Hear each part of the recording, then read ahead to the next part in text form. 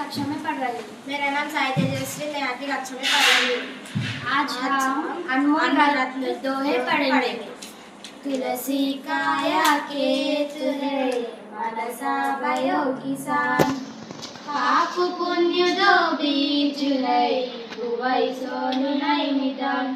भाव: तुलसी जी के अनुसार शरीर केत के समान और मन किसान के समान।